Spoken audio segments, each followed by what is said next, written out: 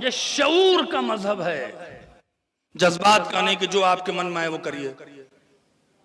آج آپ ایک لے کے کھڑے جو یہ مہم کی یہ کرنا ہے، پہلے دیکھیں اس مذہب کیا کہہ رہا ہے، اس میں دیکھیں اس پر آیا رسول اللہ کی اہل بیت کی تاکید ہے، جذباتی کا تو نتیجہ ہے۔ پھر تبرک کیوں بٹ رہا ہے؟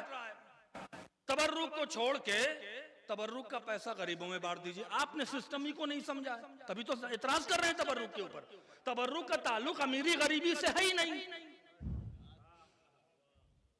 میں کیا کہہ گیا آپ سے؟ تبرک کا تعلق امیری غریبی سے ہے ہی نہیں ہے کہ 2 روپے کا تبرک بانٹنے سے قوم امیر ہو جائے گی۔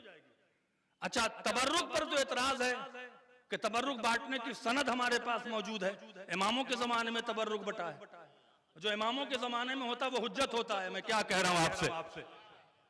لیکن شادی بھی آپ پہ کوئی اعتراض ہی نہیں کرتا۔ نماز کی سب سے زیادہ مشکل اذان بس اول وقت ہو جائے، اللہ تعالیٰ بس ابھی راضی ہو جائے گا۔ مجلس میں سب کو اذان یاد آتی ہے، مجلس میں سب کو اول وقت نماز کا یاد آتا ہے، بیٹا بیٹی کی شادی میں یاد ہی نہیں آتا۔ کوئی نہیں کہتا بھائی نکاح بعد میں ہوگا، نماز پہلے ہوگی۔ یہ کیا آپ نے بت بنائے ہوئے اپنے ذہنوں میں؟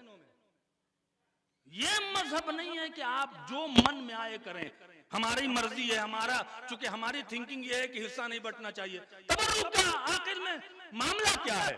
جب حکم امام نے مجلسیں رکھی ہیں، ایک دن اپنے صحابی سے کہتے ہیں کہ مجھے اچھا نہیں لگتا ہے کہ میرے جد کے مہمان خالی جائیں۔ میں کیا کہے گا؟ عرب میں دستور یہ ہوتا ہے کہ جب بھی آپ کے گھر کوئی آئے اور اگر عرب کا پانی نہ پیئے تو عرب اپنی انسلٹ سمجھتے ہیں، جو لوگ عرب میں رہتے ہیں ان کو محسوس ہونا چاہیے۔ ہم نہیں چاہتے کہ ہمارے جد کے مہمان خالی جائیں، لہذا انہیں کچھ کھانے اور پینے کا اہتمام کر دو، جس کا نام ہم نے تبرک رکھا ہے۔ تو تبرک کا تعلق میری غریبی سے نہیں، عزاداری کے احترام سے ہے۔ صلوات پڑھیں محمد والے محمد پر، ایک بار اور صلوات پڑھیں محمد والے محمد پر۔ توجہ فرما رہے ہیں؟ تو ہمیں جو ہماری جو آئیڈیالوجی ہے، ہماری جو سمجھ میں آ رہا ہے وہ مذہب نہیں ہے۔ عید کے چاند پہ بحث کر رہے ہیں، سارے علماء کو اکٹھا ہو کے ایک عید کر دینا چاہیے۔ ارے آپ کیوں پریشان ہو رہے ہیں بھائی؟ آپ کا یہ میٹر ہی نہیں ہے۔